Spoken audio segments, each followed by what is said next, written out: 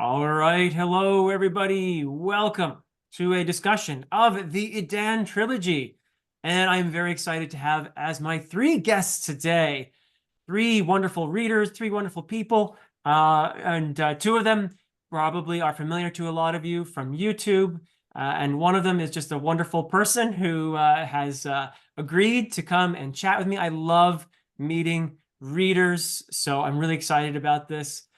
So first, I'll go in the order that they are. I'll just sort of go, I guess, kind of counterclockwise is what I'll do. So Brian Bell has started a channel fairly recently, but he has skyrocketed to over 1,000 subscribers in the blink of an eye, and that is BellTube. So it is just very exciting to have you here, Brian. Of course, you were on YouTube, BookTube a lot longer than just, you didn't just come out of nowhere, right? I came out of lurking in chat rooms and throwing my nonsensical chats at whoever would pay attention to them. But I've been watching BookTube for about 3 or 4 years prior to getting started and became friendly with many of the people in the community, really just from participating in their live chats. Oh, that's amazing. So in other words, you actually did your homework, unlike some of us who just started a channel without knowing anything at all about BookTube. Oh, I still don't know anything at all, but at least I knew the personalities involved. All right. Well, it's great to have you here. I'm Thank so you. glad. And Julian is my very special guest, who I have not seen you before, Julian, but you reached out to me and said, "Hey, yeah, I'd like to be in one of these chats." And I'm so glad you did. It is such a privilege to have you here. Thank you for being here, Julian. Yeah, it's really exciting to get an opportunity to talk an author who wrote a book series that I really enjoyed and loved. So it's a pleasure to be here. Great. Yeah. The excitement goes both ways, my friend. It's really a privilege to be able to talk to the people who've read your work and who appreciate aspects of it. It's just a very enriching part of this whole experience for me. So thank you so much. And finally, we have Josh from Red Fury Books. Josh, it is great to see you today. Yeah, it's always great to talk with you, Philip. And I'm excited for this because, as you know, I really enjoyed the trilogy. And I think a lot of my questions will probably be more from the writing perspective, because I'm always curious as that. For the viewers that don't know me, I'm a musician. So I'm always interested in just artists and their craft and just their process and things like that. So probably expects more questions along those lines from me rather than specific in-world types of things. I love it. I love those kinds of questions. And I also want to congratulate you on passing 5,000 subscribers Thank fairly you. Yeah. recently. That's That's amazing. awesome. Yeah. Yeah, very, very, very excited to do that. It's one of those, I think like all of us, when we turn the camera on, we hope that we'll get a comment or two. And then when you see it start to grow, it's just really cool when you just have these great conversations about books, because I think like most of us, we probably have readers in our lives, but most of them probably don't read the same kinds of things we read. So it's so great to just have all these conversations. So yeah, it's very cool to hit 5K. Very exciting to me. That is the beauty of this platform. It brings us together, from all Yeah. over the place. And I love that. But I think you will recall probably that I predicted when you were on Dear Dr. Fantasy that You your channel did. would kind of blow up. And I think I was pretty right about that, right? You were right. I was somewhere around 1,500, 1,800, I think, when we had that chat. So yeah, you were certainly right. It's definitely, I did not expect to be this high, because my channel, I was the opposite of your channel, Brian. Like your channel blew up. It took me almost 2 years to get 1,000 subscribers. Oh, wow. So for it to actually just to kind of snowball at this point and for it to have gotten to 5K is pretty remarkable for me and pretty shocking, to be honest, knowing how long it took me to kind of cultivate an audience. Well, it's all well deserved. And Thank you. so let's get going on this discussion. I will have links, of course, in the description to BellTube and to Red Fury Books. And Julian, if you ever start a channel, let me know and I'll shout about it, okay? Okay. So here we go. We're going to start non-spoiler, everybody. So I'm going to just let my guests take turns making observations or asking questions. We're going to start non-spoiler, then move on to book 1, then book 2, and then book 3. So that's the format. And we'll begin with Brian. Brian, what non-spoiler question or observation do you have? Well, similar to what Josh was just mentioning, my first question is really about the writing process. And specifically, you've mentioned that this really has evolved over about the last 18 years that you wrote the trilogy. I'd like to ask you about your first day of writing this book, The Way of Adan. When you sat down, when was it in your mind that maybe you wrote that first paragraph that you knew that, okay, I'm embarking on actually writing a novel rather than an outline or some ideas jotted down? But when did you know that you had a first paragraph draft done, and what did that feel like? Wow. Okay. So, you're making me go back like 20 years now. You have more brain cells than I do, so you're capable of that. So I do have vivid memories of sitting down in the summer of 2004 and drawing a map of Jormungand. That was the first thing I did. I also have memories of doing the world building, which is, not all authors do it this way, but I am one of those who I didn't pull a J.R.R. Tolkien and spend years developing languages and mythology and all that, but I did write about 100 pages of world building where I sketched out the history of this world and the mythologies, the religions, because obviously religion is important Sure. in the trilogy. And probably I also did some attempts to characterize the main characters, to just feel them out and see okay, who are these people I'm going to be writing about? And then I did have a very, after I did all that, I have a pretty elaborate outline. So I'm a planner in a big way. And I remember all of that. I also can remember starting out with what is now chapter 3 in The Way of Adan. That was initially the beginning, chapter 3. Which makes sense, yeah. Hunt, yeah. I thought I would just start in medias res, kind of thing, and just go boom. And then later thought, no, I think I need to introduce some characters. I need a prologue, blah, blah, blah. So I do have very strong memories of writing The Hunt. And that's where, I don't think it spoils anything much, but that is where I had strong ideas about what I was going to do with this elf. So that was where that's where everything started, with the elf, I would say. Okay. Yeah. And what I wanted to do with the elf, I knew from the beginning, because I wanted to go back to something much older than, say, even Tolkien. I want to go back to medieval sources. I want to go back to the very scary, otherworldly, but also beautiful creatures that I think existed in Germanic mythology. So that's what I was up to. I can remember that pretty well, writing The Hunt. That was my first chapter. Yep. Very cool. Excellent. Thank you. Yeah, no, thank you. So Julian, what would you like to ask or observe in a non-spoiler way? So one thing I really loved about this trilogy was how well it felt the world and the map got used, and like the characters. There's characters that are in different places in the world at the same time, and they go on journeys all throughout the world. And it really feels like all of the geography really gets used to the fullest in the story. So I was wondering, I know you just mentioned that one of the first things you did was make the map. I was wondering like how you went about deciding how to use the map in the story, and like how you got that so fleshed out. That's a very cool question, and I think you're the first person ever to ask me that. I love it.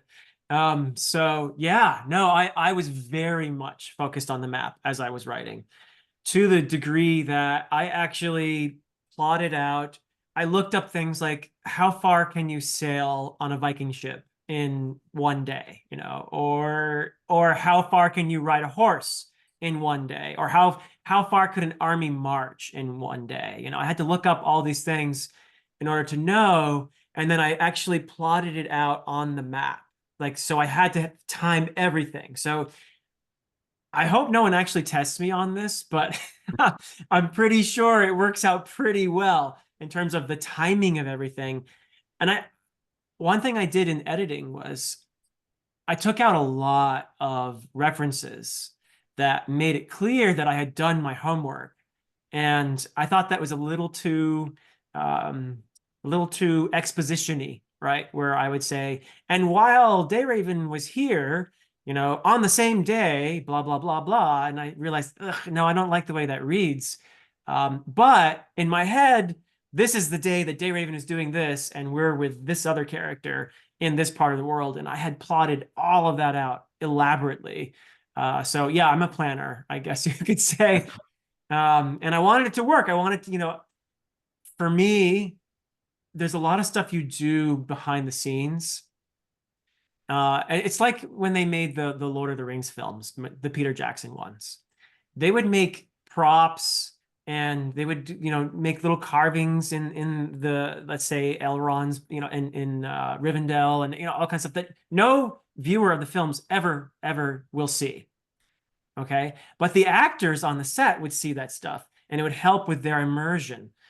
And that's a similar thing to what I think I was doing, plotting all of this out, trying to make it as real as I could and as immersive. So I had to be steeped in the world myself in order to feel like I could write it. So your question is really astute. I was very conscious of the geography of the map. I was constantly going back to it. In fact, in many ways, the map was a guide for me in telling the story. I was very anchored to the map while I was telling my story, for better or worse, And some people like that sort of thing. Others don't like having to flip to the map to see where the characters are. But the map was central to me. So that's an awesome question. I love it.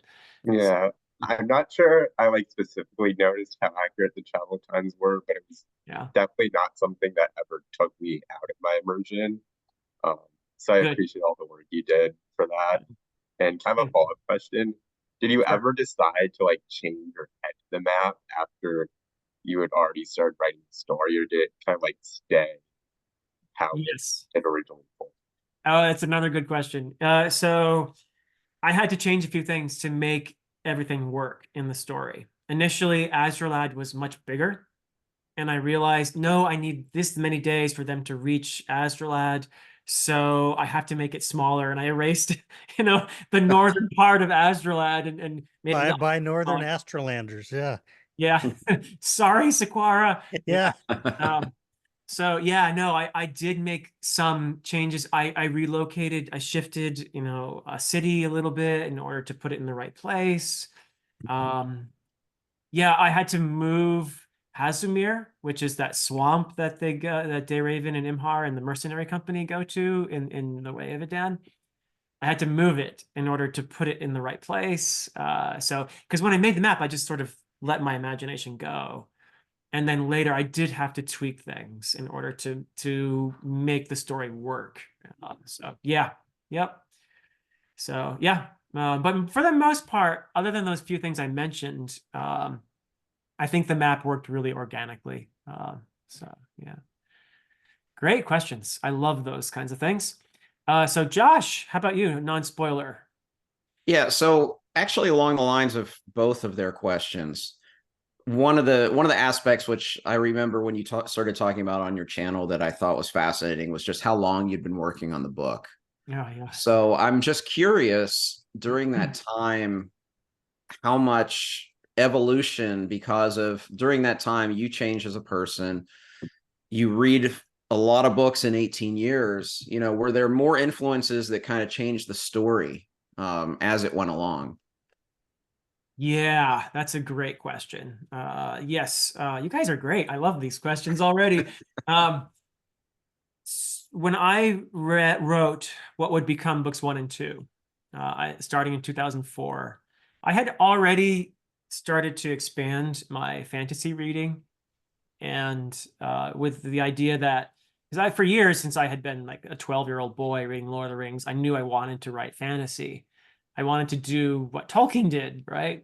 So There were certain authors that I was deeply, intimately familiar with, like Tolkien and Ursula Le Guin, but I hadn't read a ton, to be honest with you. I had not read a ton of modern fantasy.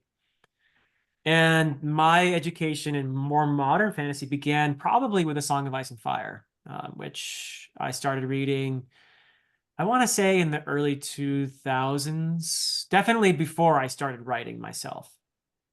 And then later I started reading more authors like Mark Lawrence and Joe Abercrombie, and much later Robin Hobb.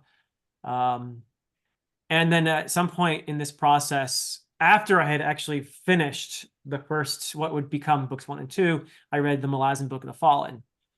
And I would say that if these later things that I read had any influence on the writing, it was in revision in terms of books 1 and 2. But in terms of book 3, I will say, and this might be interesting for you because of your experience with Malazan so far, Josh. Mhm. I would say that the biggest difference with book 3 is that reading the Malazan Book of the Fallen in some ways really liberated my imagination.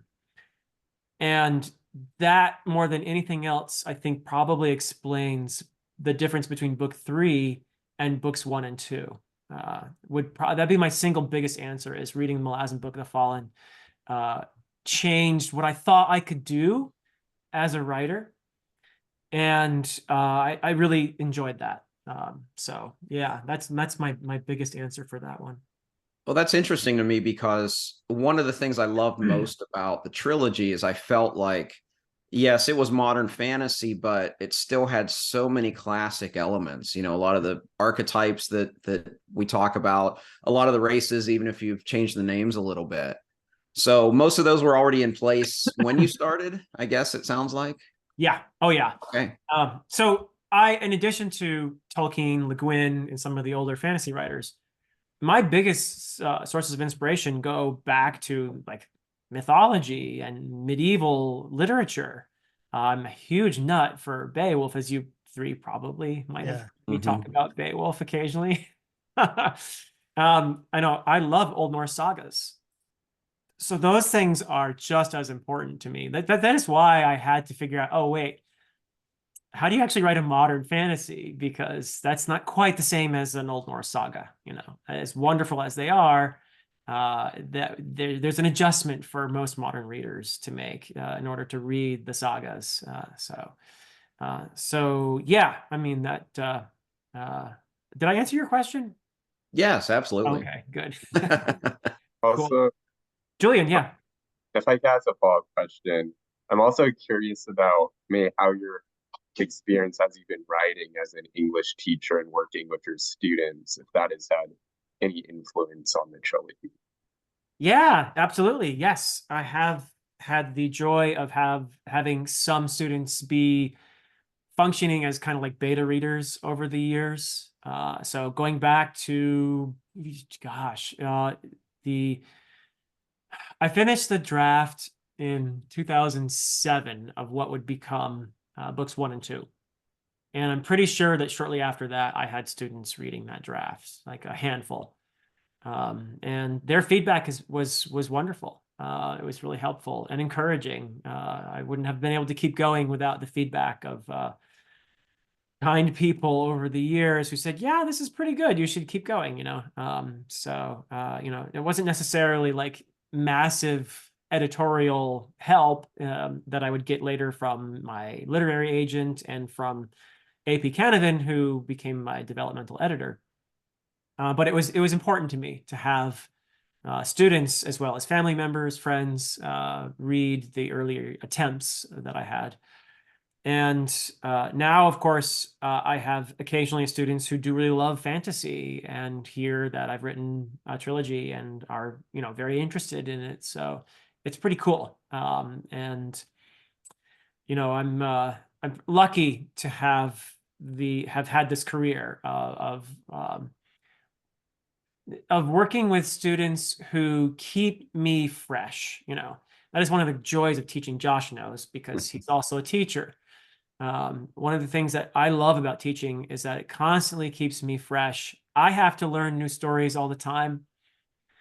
in order to keep myself invested in what I'm doing. But also my students bring something to these stories that I never could have seen because they have experiences that are unique to them. They have backgrounds that are different from mine. And I could be teaching something for 15 years and a student will say, "Oh, but I saw this here." And then I'm like, "Whoa, that's amazing. That's just fantastic. You just increased my appreciation of the story."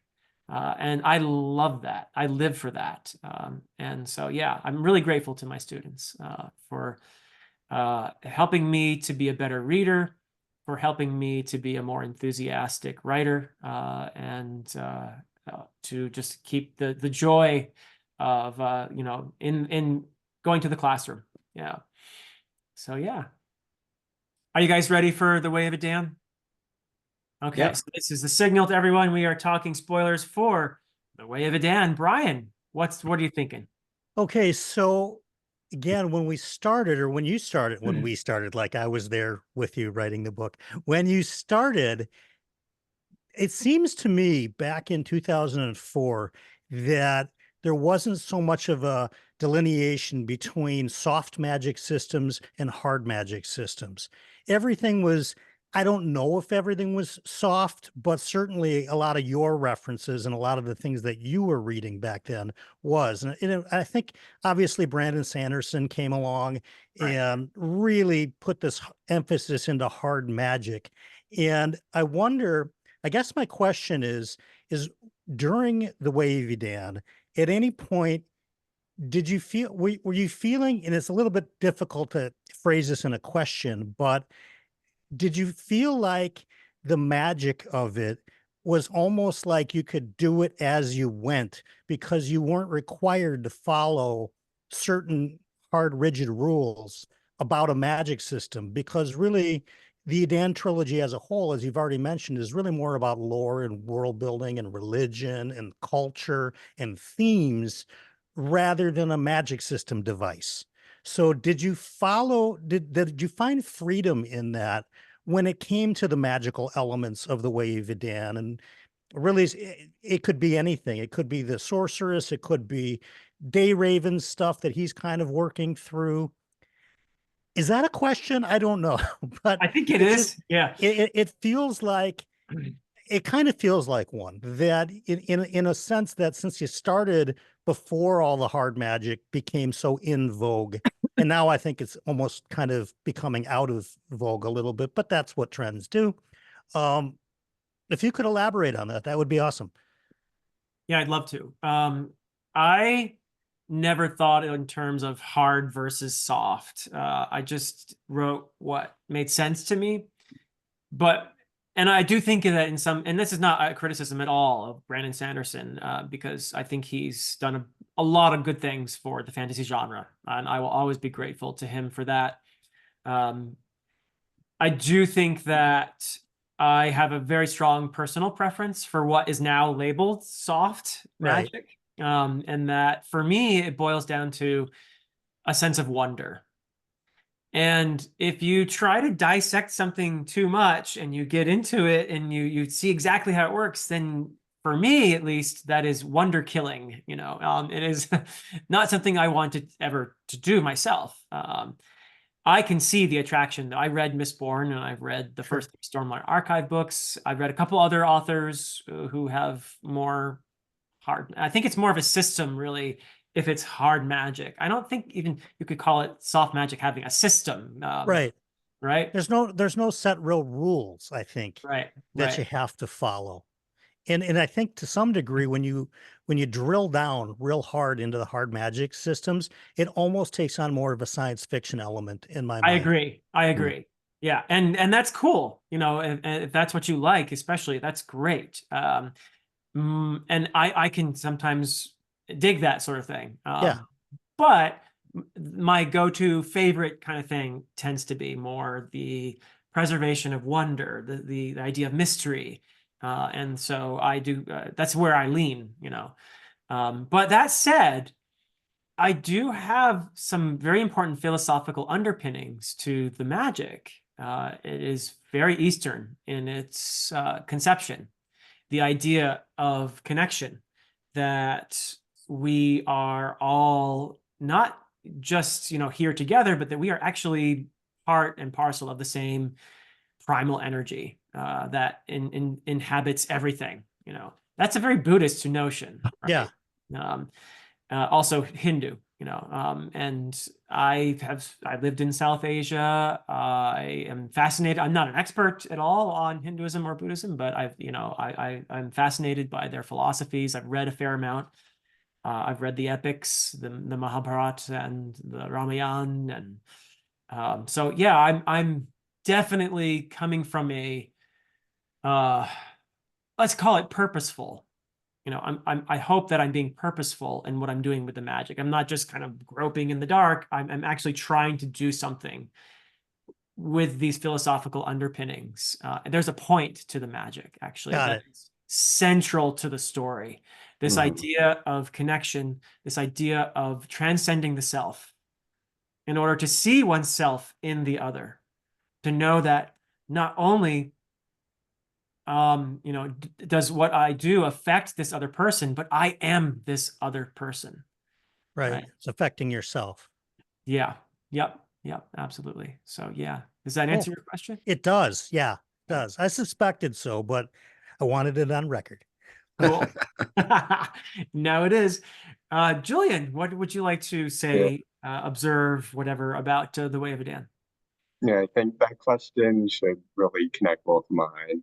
So my favorite moment of the first book was when Sequara, if I'm pronouncing that correctly, heals Dayraven. What felt Yeah. to me was the climax of the book. I Yeah. thought it was really interesting, like in a book about a war, to have like a healing scene be the climax. And I also thought it was really interesting how their memories and personalities kind of mix together, and Yeah. how well that set up like what happens in other books, and also like retrospectively I think how it really tied into the theme of like everyone being connected, that they're kind of like reconnecting with each other. So I was curious, like, how did you think about that scene, and like for how long did you plan it, and like what Yeah. was the development of that climax like? Yeah. Oh man, you just made me so happy because that scene. I'm so glad that you enjoyed that scene, that you took a lot from that scene. It was a very important scene to me. I've said a couple times that I feel that you could argue that Sequara is in fact the hero of this trilogy in some ways. That most certainly she's the one who saves the day at the end of the Way of Adan, in that scene that you mentioned, which is indeed the climax. And no one's ever quite put it that way, but I agree with you, Julian, that's the pivotal scene right there, because nothing that happens in books 2 and 3 could have happened without that moment. And that moment of intimate connection, that blending of selves that occurs in that moment, it is unlike anything else. So there are two things that are unique to two events in the Way of Adan that are entirely unique in that world.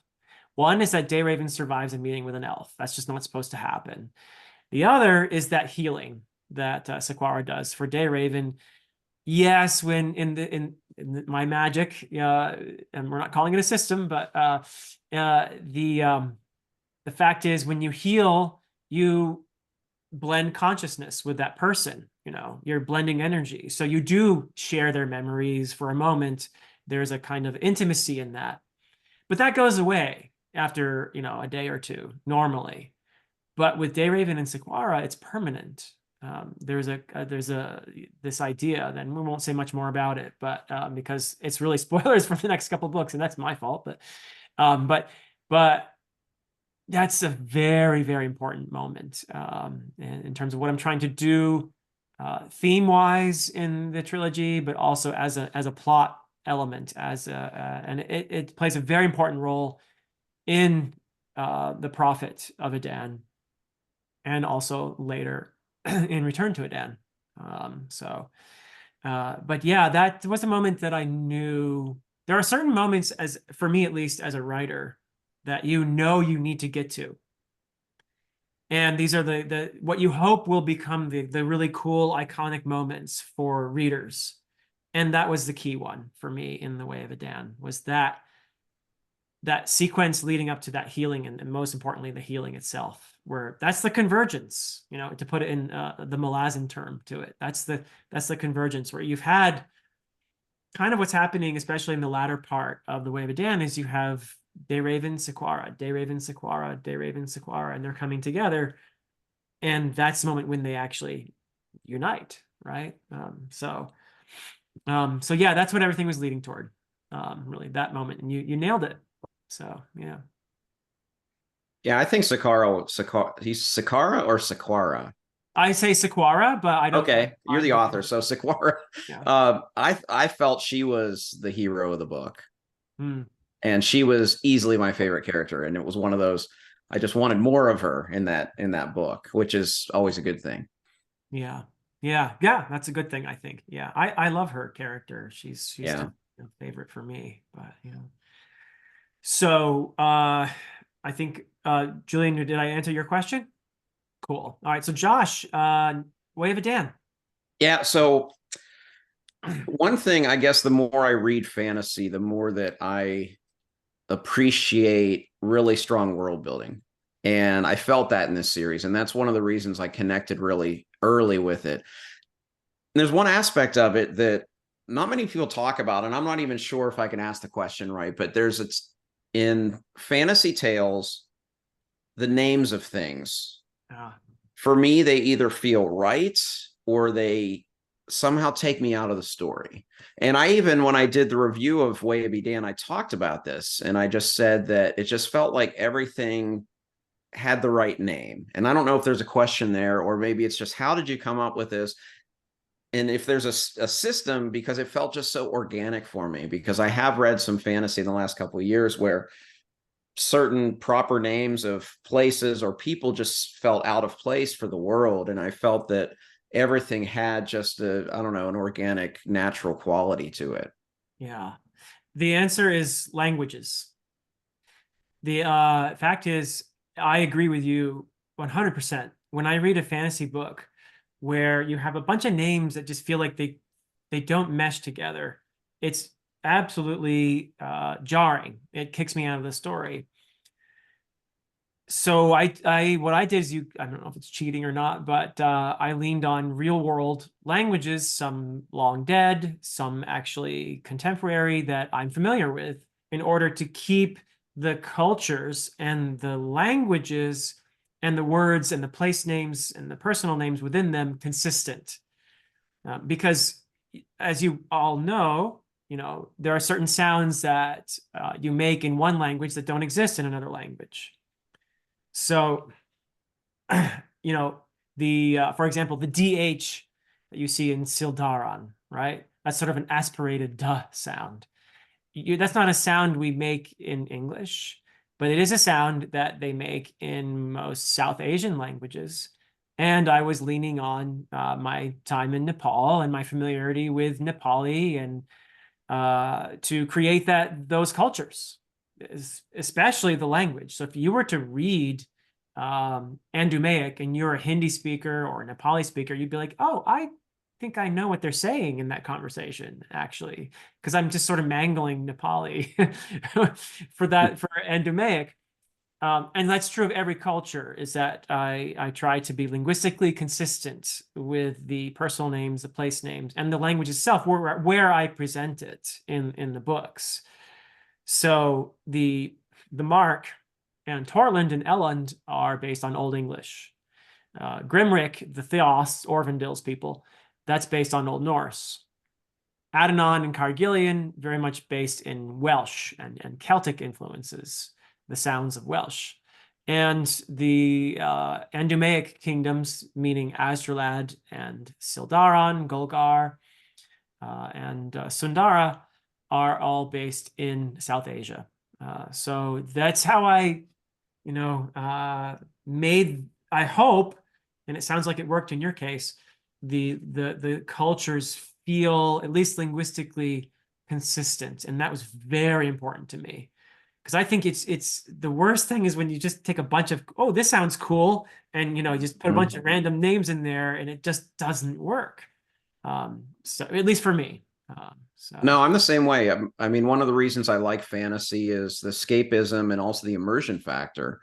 And when something has an odd name, it just will take me out of the story. And I just felt about halfway through the book, everything just felt so organically created. So that was just the observation that I made early on with the book, and one of the reasons I really enjoyed it, because just I just love the world building aspect of fantasy the more I read it. And I think that some authors probably don't take as much time on that, frankly, because it just doesn't seem to feel as organic as I felt it did in your trilogy.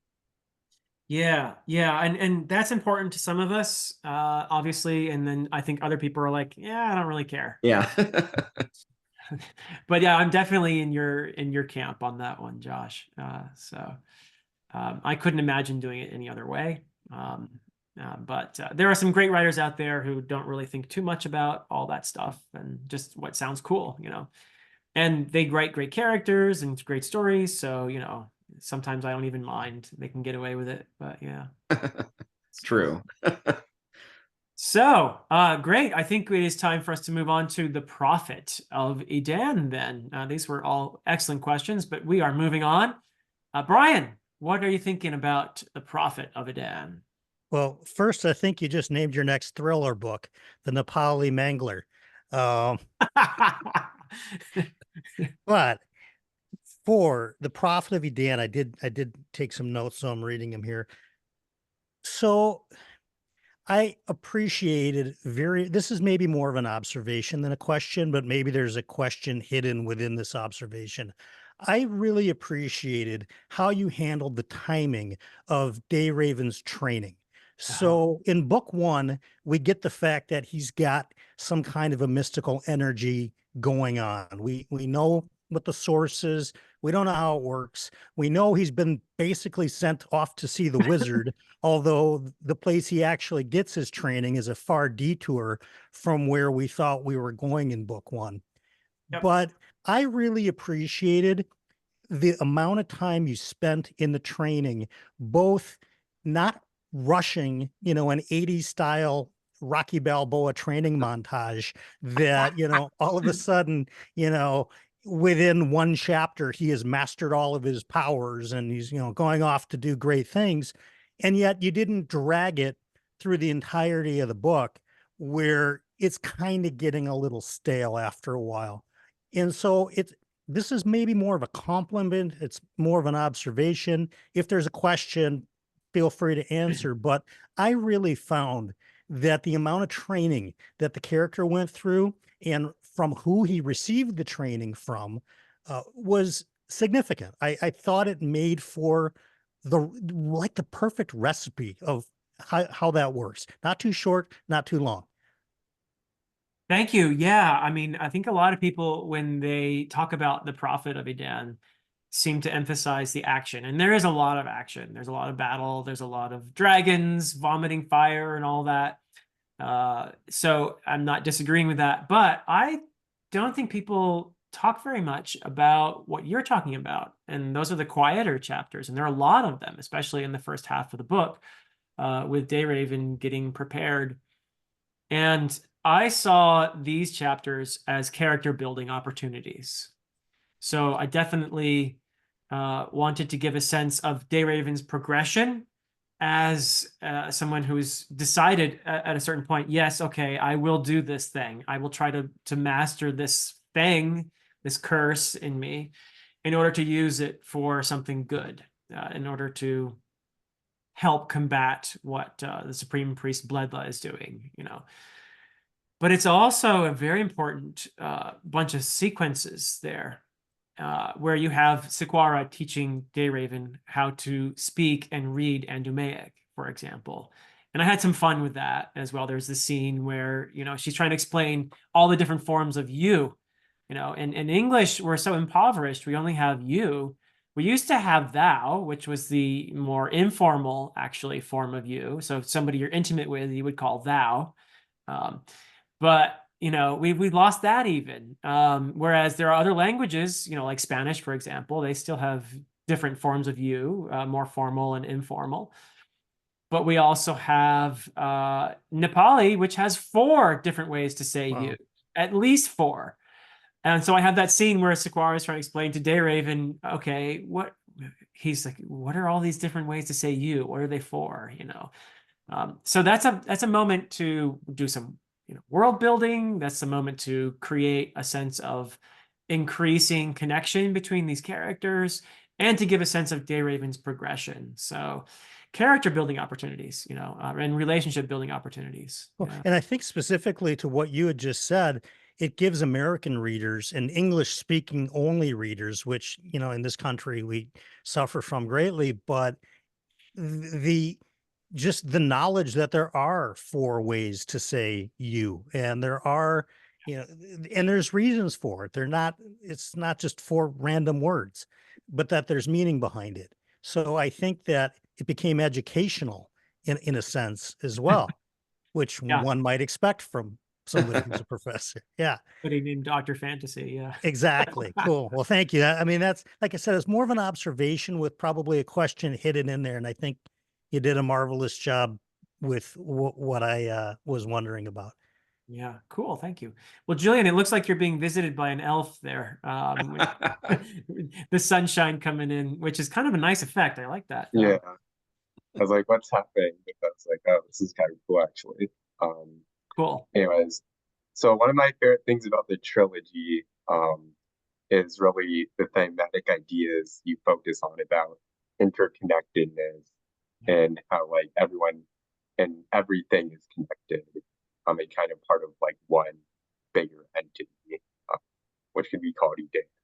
Yes. So I'm wondering, when you're writing the characters, did you at all think that like you're actually writing about like just one character who's having all these just like branches of life that Yeah. are eventually gonna like return to Yeah. Oh, wow. Yeah. So on a philosophical level, yeah, there are moments when a character like Dayraven, there are certain people who are never going to see the world as anything but, you know, like Erkenwald, you know, for example. I think of him as essentially, he's a megalomaniac. You know, he is, he will never see other people in terms of his connection to them. And he's just a very self-centered person, you know. So he's someone who is, for whatever reason, um, unaware of that connection. And then there are others who I think are much more attuned to that, who seem to be, for whatever reason, and I'm not entirely sure if we can understand why that is. Why some people are just seem to be more innately empathetic than others. Is it learned? Is empathy learned? Is it something that is natural to us, that is biological? Is it a combination of those things? I don't actually know. I don't know if anyone really knows. But I am fascinated by empathy and compassion, as I would like to think that these are qualities that have the potential to elevate us as a species. And in fact, I think that our survival as a species probably depends on our ability to transcend our tribal boundaries. We still we live in a world where there's a lot of suffering and pain that humans are inflicting on other humans, and so much of it is because we're stuck in this mindset of us, them. You know, there's that lack of understanding that there's no us, there's no them, it's all we, right?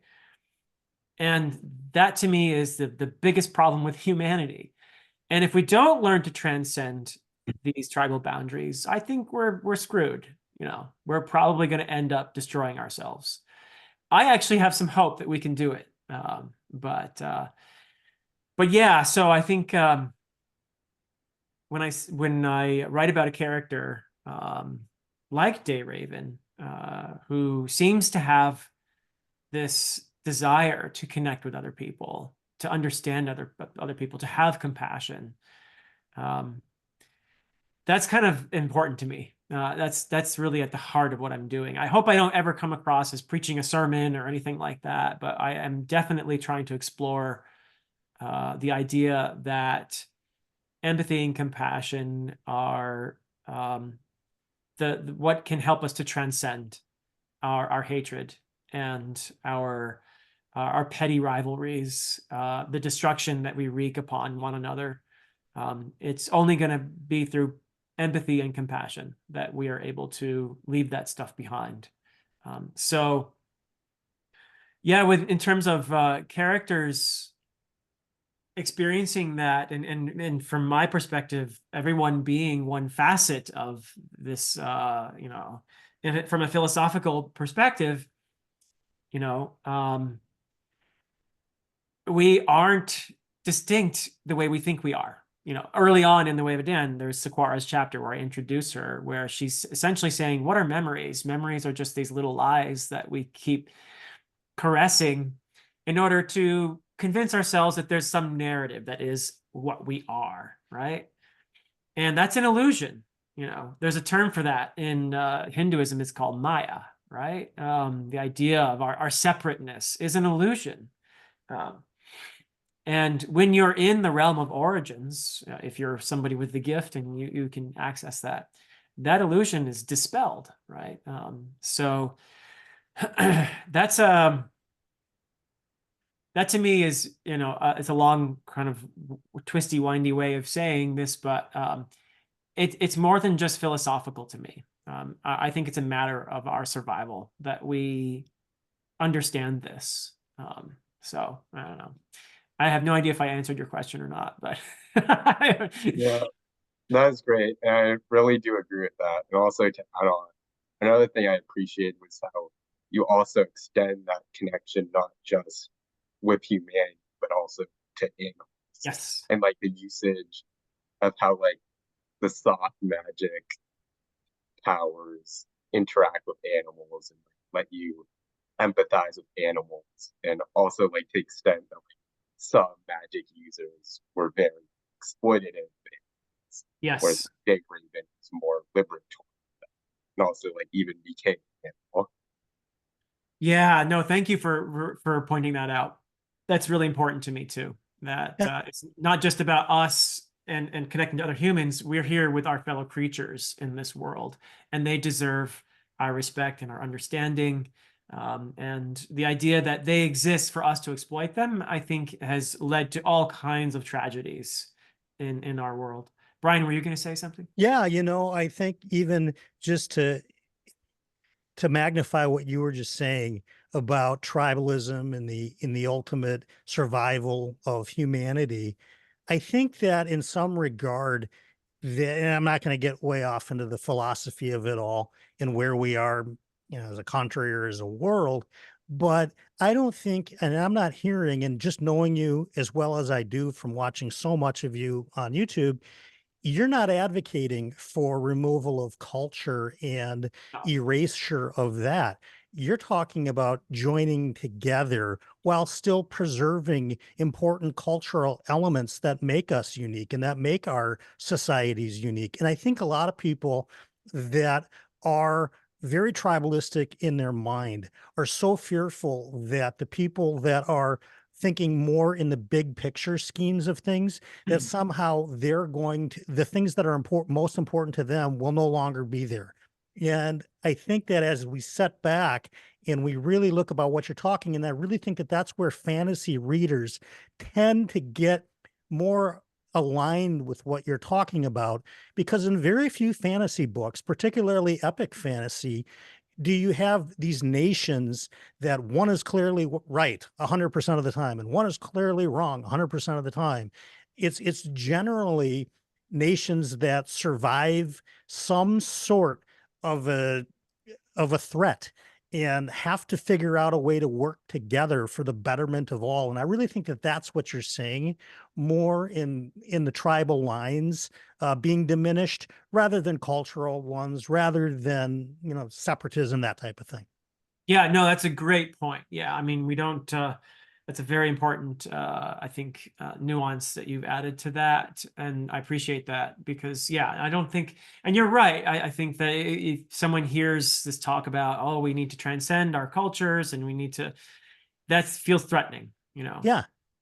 So I get that. And yeah, there's no need to discard culture. In fact, diversity is what makes, you know, the world interesting. I would like people to think though about statements like we're the best, you know, this what we do is the right way, you know, and that's something I'm exploring for sure in this trilogy. You know, Sure. the And that's hard to do when people are brought up a certain way and it's built into their internal, just who they are, their identity. That's challenging, but I don't want to get us off topic. yeah, no, I'm really glad you made that point because yeah, diversity is very important. All the different cultures, that's what makes life interesting and cool. And I can't imagine it would be a boring world if everybody were the same, right? Right. Yeah. Yeah. Just survival for the sake of survival and everything being vanilla isn't the ultimate goal either. No, So, yeah.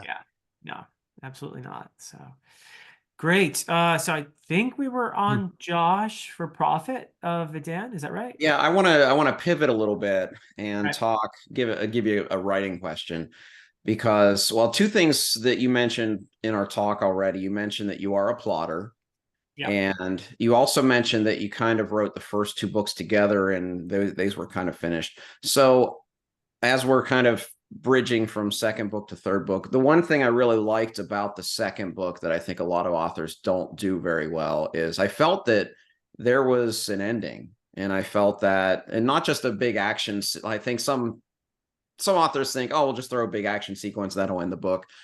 But a lot of times, even though we had that element, obviously, are we doing spoilers? Even if we aren't, I can say We are whatever. for book 2. Yeah. We Yeah. are So I totally mean, spoilers for book 2. Yeah. we see at the end, I mean, obviously the story's not over. What's going on with Dayraven? What's going to go on with that? But I still felt like we got a lot of closure, especially with like Bledla and all of that. But we still had that carrot, like, oh, we're not done yet. There's still further to go. So I guess to try to find a question in there with the plotting, I mean, was the demise of Bledla always planned at that point? Was it always planned to be 3 books? I guess it's just general plotting. When you got to that point, how did you decide that, okay, this is how book 2 will end before I go on to book 3?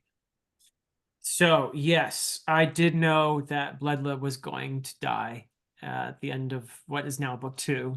And that I wanted in what would become book 3 to do something that is not really that often done in fantasy, which is to say, what about after the grand battle is won, you know, and the world is set right, you don't just go back to normal the next day. All that loss, all that destruction has happened. That has to have some kind of impact. Also, what about the hero who gives everything in order to win the day? You don't just go back to, okay, well, you know, everything's hunky-dory now. So I really wanted to look at that. And the way I've explained it is in terms of the barest, most basic terms of like a hero's journey. And this applies to both Dayraven and Sequara, by the way. You have in the beginning the departure, where the protagonist leaves the familiar behind and has to figure out who they are in a bigger context. And then you have transcendence, where the character becomes something bigger than what they were in order to meet that goal. You know, they figure out how they have to respond to this challenge. And it usually means transcending oneself in some way or other.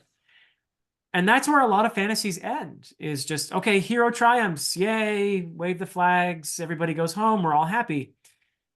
But there's a third part at least in the myths and your typical older hero's journey, and that is the return.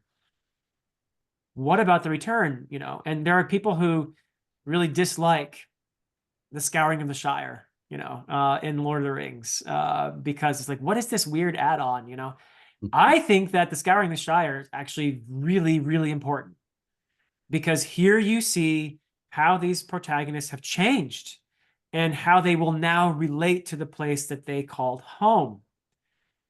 And what it means, you don't really see what the whole adventure means until you see how the protagonist has changed upon their return and how they see their home differently and how they relate to it differently. So to me, you know, most fantasy is missing that. And I thought to myself, okay, I want to do something a little different with this. And I want to focus. I'm going to do a whole book, which might seem crazy because a lot of people get to the end of Prophet and they think, what's he going to do? Yeah. What's book 3? You know, this just ended, right? So No, you're right about that, because I felt the same thing finishing book 2 of The Age of Madness, because there was so much closure at the end of that book. But same thing, you know, both of you did the same thing. Like there was almost like the end. Oh, but wait. And I kind of felt that at the end of this too. It's like, yeah, the big grand battle, the big bad is dead. Oh, but something's going on with Dayraven, so we're not done here. Right. Yeah. So that's what I was trying to do. And I think I ended up taking the most risks in book 3 and kind of going off on my own the most in book 3. And so far, at least, I think for a lot of readers that has paid off. I think that was the case for you, at least, Josh, right? Yeah, that was my favorite of the 3. Yeah. Mine too, by the way. You're not supposed to have favorites. They're like children, but I don't tell the books, you know. book 3 is my favorite as well. It's my favorite. It's my favorite too, for sure. Is it? Yeah. I'm a really big fan of the Extended Epilogue. I'm also more excited. I heard there's a sequel. I'm also excited to see like the reverberations of what happens in these books and the future of the world. Actually, I think while reading, I think I preferred book 2, but upon like preparing to discuss the books with you, like book 3 is really the book that I have realized that book 3 might actually be my favorite from like what I wanted to talk about. Yeah. That's cool. Yeah, I also love it when people say, well, actually, book 2 was my favorite, or book 1 was my favorite, because I do love all my babies, you know. But yeah, that's awesome. Yeah. There probably is, I think, more to talk about theme-wise with book 3. But book 3 couldn't exist, obviously, without books 1 and 2. And I also hope that reading Return to Adan changes some, at least, of the way you see the Way of Adan and the Prophet of Adan, in terms of the overall feel of it, but also in terms of very specific events. You know, for example, the Raven. You know, so with that, I guess segue. Let's go into Return to Adan. Brian, what would you like to observe or ask or whatever? Are we on spoilers or non-spoilers? We're on full out spoilers for Return to Adan. Full out spoilers. Okay. You can talk about the ending. Awesome. Yeah, cool. Awesome. So this is something that I've wanted to ask you about for quite some time. Before I ask my question, the book to me, just the theme of redemption was all over the place. And up until about the last 5 minutes where you were talking about the hero's journey return, and I understand really now better why it's called Return, you know, to Adan for a lot of ways. It's not just that, but I get the word return. In a sense, I feel like it also could be called the redemption of Adan, because there's redemption arcs all over this book where you have an antagonist who is very unpredictable. He's not, you know, the mustache twirly bad guy in Jorman. He's just, the fact that he has a redemption arc when he sees, you know, the madness that he's wrought is pretty incredible. That's my observation. Here's my question. You've got a phrase in here that I don't know if you made up or if it's something that you found in other literature or cultural studies, but it has resonated with me. And of your entire trilogy, I think the phrase concentrations of eternity is going to stick with me for the rest of my life. Mm. I feel that so deeply within that not only is the elf, but just all of us are concentrations of eternity. Yeah. And I'm wondering, where did that spring from? Specifically the phrase, because it's awesome. It's like you may have thrown it in as kind of just a general term, but for a reader like myself, just like life-changing phrase. I'm just gonna have to say that it came from Edan. Awesome. Fair enough. Fair enough. Well played, Sir Dr. Fantasy. Yeah, no, I'm trying to think if in the moment of writing, I think that just came out spontaneously. It's really good. I mean, it's really, really good.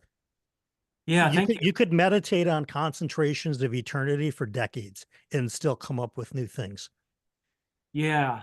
Well, that's the thing. So the elf, Dayraven eventually, in I think by Prophet of Adan, experiences the elf as a window into Adan. But later, in Return to Adan, also realizes, no, actually, it might not be a window, but rather a mirror. You know, what we're Yeah. seeing in the elf is ourselves, right? Because we are Adan, and there's that scene with Dayraven in the dungeons beneath Sigseld, and Yormon is visiting him, and Yormon has realized that everything he's done up to this point has been stupid. And Dayraven is giving him this vision, is trying to tell him, you can't conquer death. Death is just, it's part of everything. It's part of life. You can't have life without death. And there is this, it's really ineffable. The job of an author is to try with words to get across the ineffable, what you can't express in words. And it's a hopeless task. You can just hope that you do enough that a reader gets something from it, right? So what I'm trying to really do in that scene is to describe exactly what you're talking about. And concentrations of eternity is probably one of the better ways I stumbled on, I think. However you did, Yeah. just incredible. Yeah, absolutely. We all read so many big fantasy epic stories that we only have so much, RAM in our head, almost so much memory that we're going to remember intricate details. It's really difficult. But something like that's a hit. That's a winner for sure with me that I will take from this series for sure. So observation and a much gratitude for wherever that came from, because it's definitely impacted me. Well, great. Thank you. Yeah. I almost feel like I feel like it's going to sound weird for me to say this, but I feel the same way, because sometimes when you're writing, I feel like I'm just kind of like there for the ride, and the story is telling me what to do, if that makes any sense. Sure. I mean, Josh, as a musician, can probably relate to that as well. Yeah. Sometimes you don't know where the music's coming from. You're basically a vessel, for the great beyond Yeah. that's where it manifests. Yep. Yep. Yep. So that's kind of, I guess, how I felt about that particular scene and that phrase. But yeah, Very I'm cool. glad it worked for you. So Yes, glad. definitely. So Julian, what would you like to observe or ask or whatever you like about Return to Adan? So for I like to talk about perhaps one of my favorite scenes, or at least the most awe-inspiring scene for me, which was when Saren sings with Adan's accompaniment, and I was really in awe of that scene. And also, I heard in past discussions you talking about how you've been wrestling with the question of like, are or is humanity redeemable? I I missed really that last part. What is he? What? is humanity redeemed? Ah, yes. Yes, And gotcha. for me, that scene I think really showed like the beauty that humans can produce, both in like Saren singing and also for me, and just how beautiful I found your writing that scene to be. And I also thought it did a lot of great work, like themes of connection with how they're connecting to the emotions of the song, and also how even like the stars and the moon are almost like responding to the music. Um, so just like really curious, like what was your process in writing that scene, and like if you have any advice for like how someone like me can maybe try to recreate the scene written like that beautiful. Oh, thank you. I'm so glad that scene worked for you. And it was so important to me that I made it the cover for Return to Adan. That's Saren singing. And you can't see them, but Galdor and Gnorn and Orvindil and Abin are all there. And I was nervous about that scene because Josh is a musician. And I was, there are certain things that you don't know much about as an author and you can research, but you're never sure, did I get that right? And I know there are people who told me famously now, there's certain things I didn't get right. Certain scenes were little details. If you know a lot about that particular realm, you might, yes, you know it. Yep. Murphy was a little bit picky with me when it came to the mountain climbing scene. So, but yeah, anyway, Josh told me the music worked there. So I'm going with Josh's expertise, and I'm going to say that's a major win. But that scene was so, so important to me. And Saren as a character, I'm so glad you brought her up because somehow talk about, the story or even a character just sort of seizing you by the shirt and saying, hey, you thought you were going to do this, but guess what? This is what you're going to do now. And Saren was like that for me. Saren just took charge. It's again, I'm going to sound really ridiculous here probably, but I can't read that scene that you just talked about with Abin and Saren. I can't read that scene without tearing up.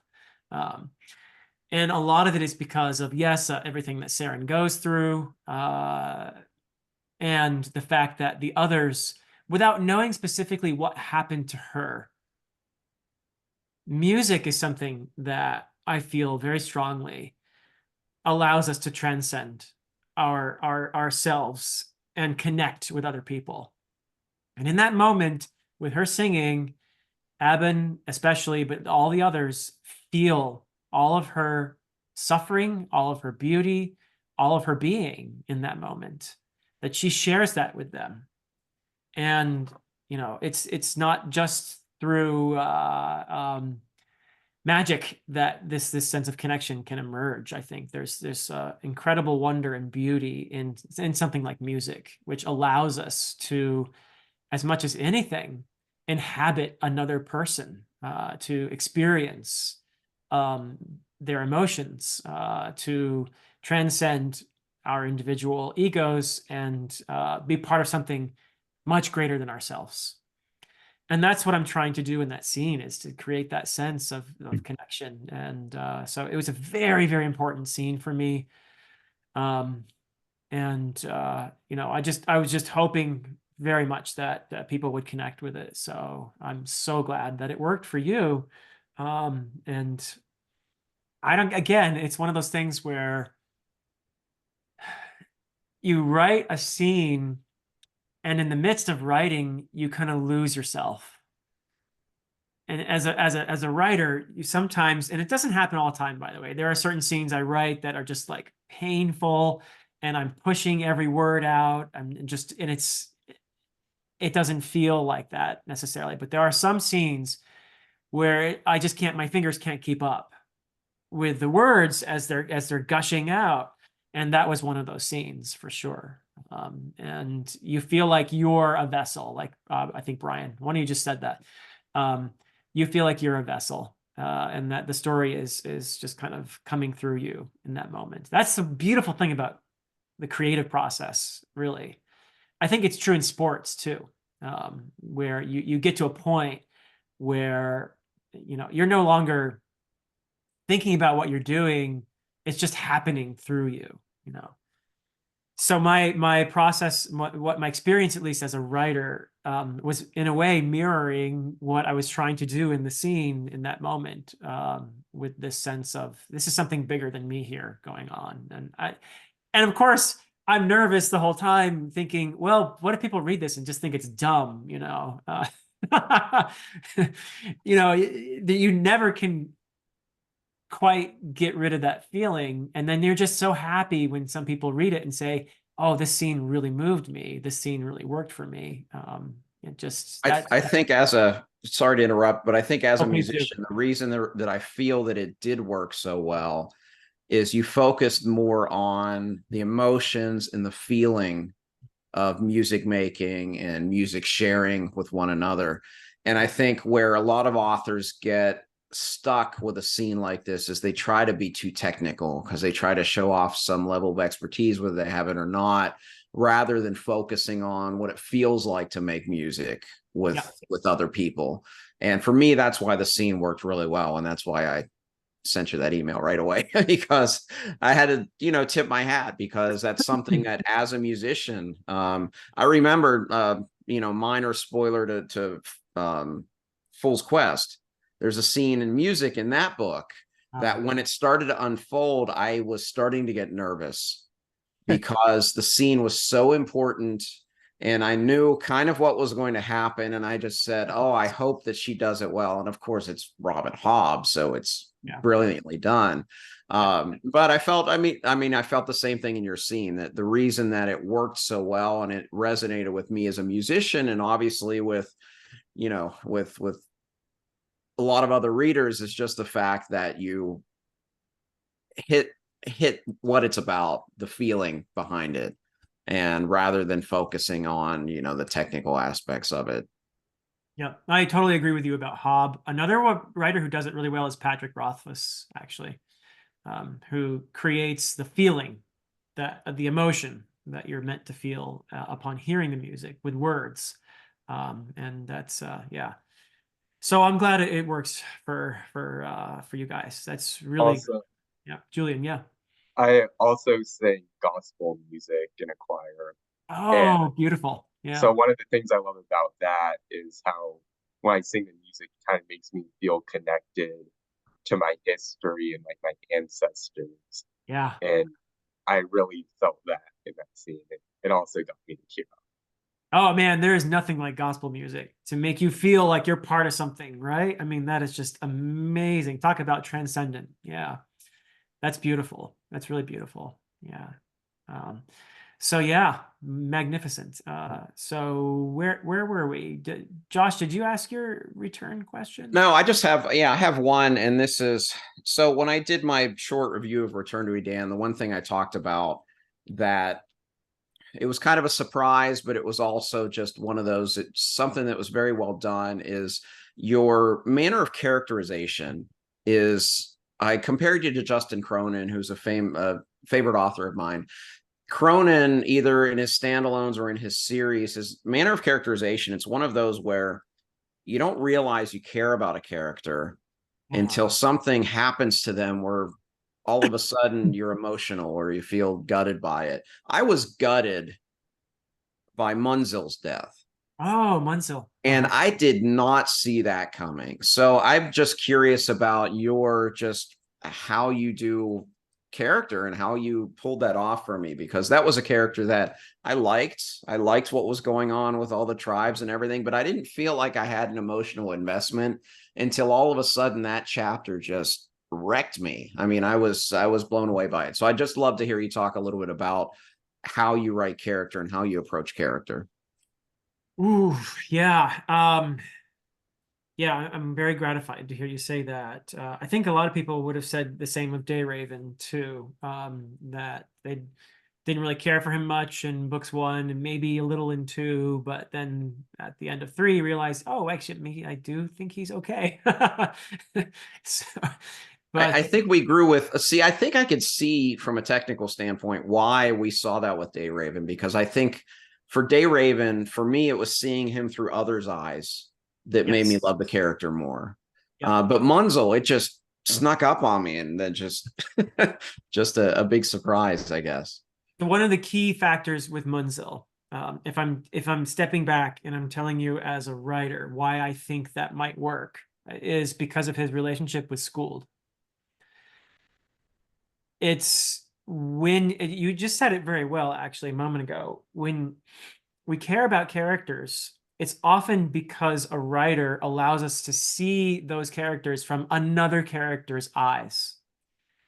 And we become that other character looking in at the character we're supposed to care about. In the case of Munzil, I feel like the relationship with Skuld humanizes him a little bit more.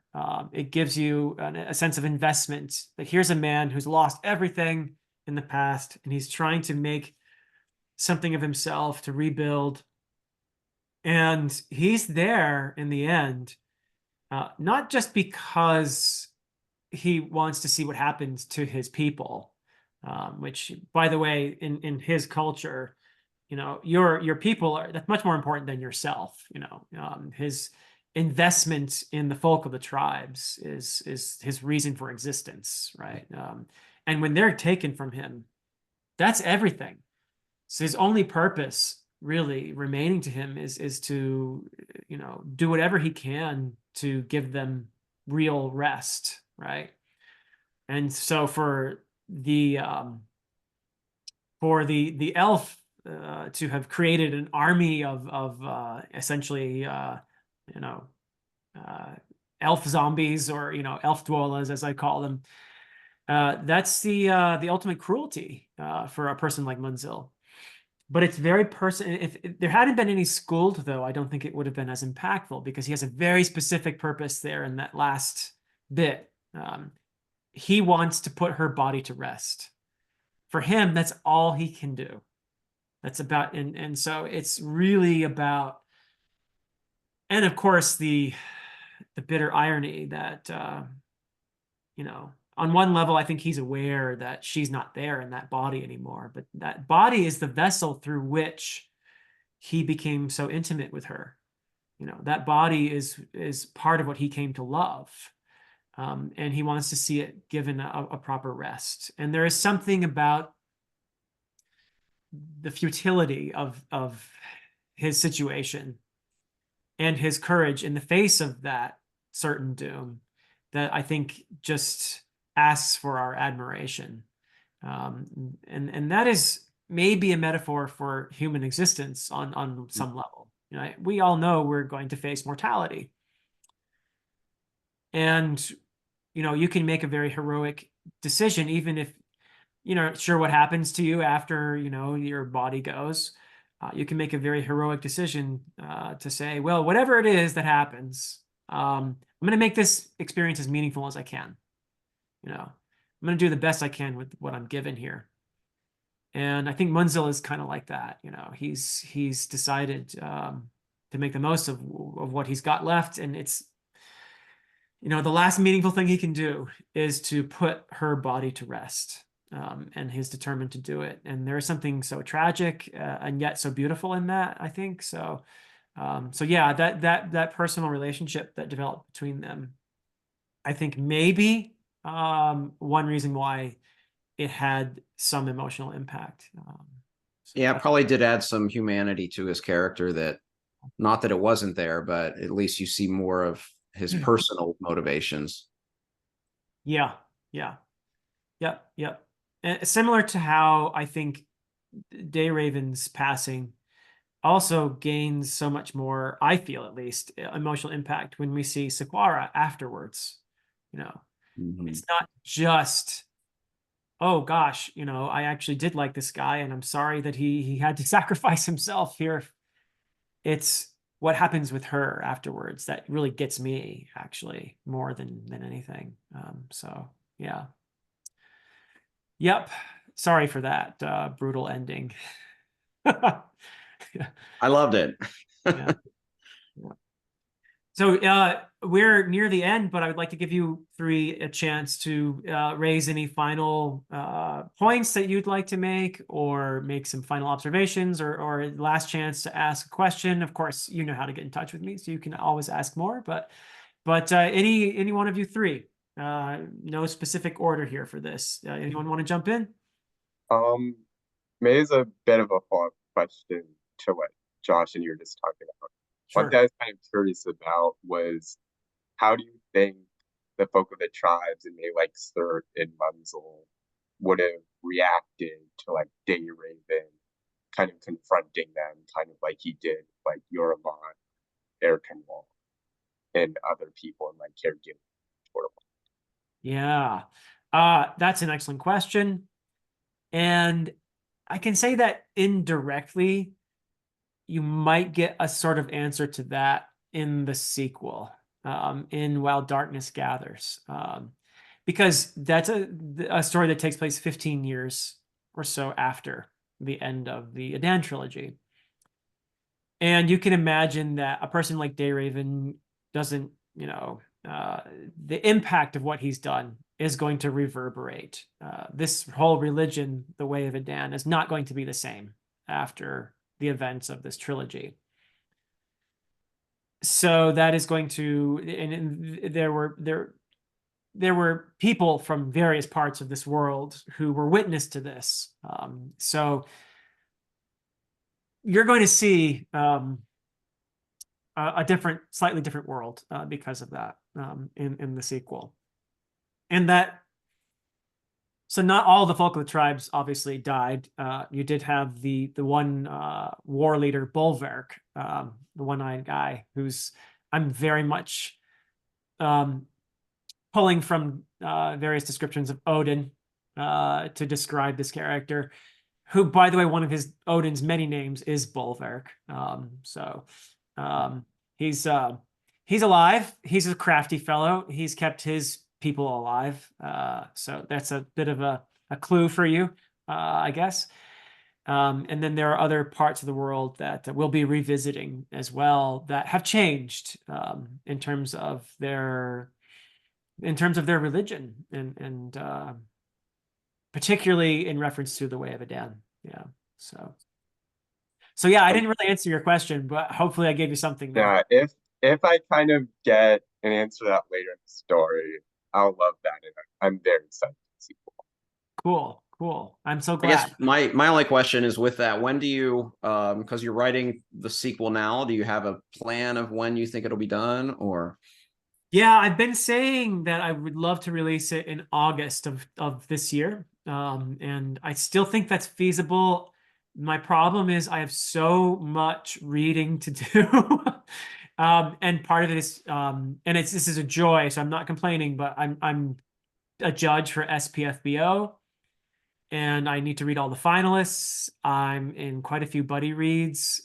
So I am at a point where I think all of my engagement as a reviewer and a reader is starting to be, I don't want to say unfeasible, but I can't, in the future, I'm going to have to prioritize writing more, I think, in order to get to this goal of getting this book out this year. So I'm not going to disappear from YouTube or anything like that, but I might have to be a little more, I have to be more cognizant, a little more deliberate in my prioritizing of the writing in order to get to that goal. But even if I don't make it to August for that release, it'll be in 2024. I think I still can make it at some point this year. But for now, I'm going to keep saying August, with the caveat that I've bitten off more than I can chew. And so it might take me a little longer than I think, which is usually true in life. But yeah, I'm giving the August answer to that. So Cool. So final thoughts, guys. Congratulations. I mean, I was yeah, gonna say the same. Yeah, just a fantastic read. I always love when I can review a series and say that the author stuck the landing. So, yeah, and you certainly did. Well, thank you. I really appreciate that. I appreciate all three of you. Julian, you wanted to say something? Yeah, just one last thought I wanted to share. Is going back to like when Dayraven confronts the elf like towards the very end. And they kind of have their philosophical debate on like life and death. And one of the lines that really struck me was when Dayraven was like talking to Elf about like the potential of humanity's like progress in the future. And one line in particular says they may even be better. He's talking about how like humans can like learn from the elf and about Edan. I just want to say like there's a lot of suffering in the world. And one of the things that like makes me optimistic and hopeful for the future is kind of like the hope that humans can improve and start to become like a net positive in the world. And so I really appreciate like that hopeful message in the book. I Thank really you. appreciate all the pieces. I also really enjoyed That is so important to me, and I'm so glad you brought that up, actually, because yeah, that's at the heart of things, and that is the essence of Dayraven's heroism. Actually, the way you just put it was perfect. That is, for me, the essence of his heroism is his insistence, his stubborn insistence that no, yes, we suck. We do a lot of horrible things. You can see it in the trilogy. You can see it in the real world, but there is enough there. We are capable of enough compassion, enough hope, enough beauty, enough wonder that we are worth it as a species. And we have that hope. And I hope that it feels that way, even in spite of all the loss that does occur. I'm so glad you mentioned that, Julian, because that is how I want you to feel at the end of it, is to remember Dayraven's heroism, and his insistence that our lives are very much worth it. And there is something really heroic about that, I feel. Just that stubborn insistence that, no, I want to do this. I want to live this life and do what I can with it to the utmost of my ability and make the most positive difference I can in the world around me. So yeah, that's what I hope you leave with. So I really appreciate that a lot. Thank you so much.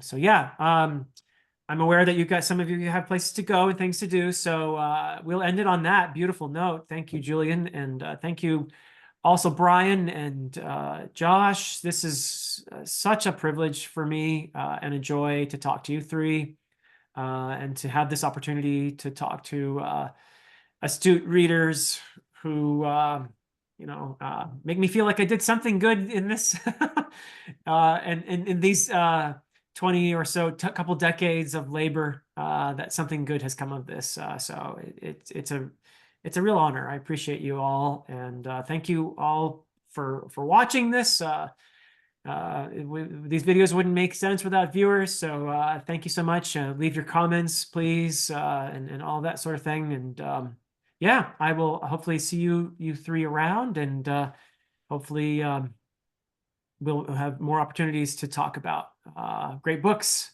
on YouTube. All right, everybody, thank you so much for watching, and till next time.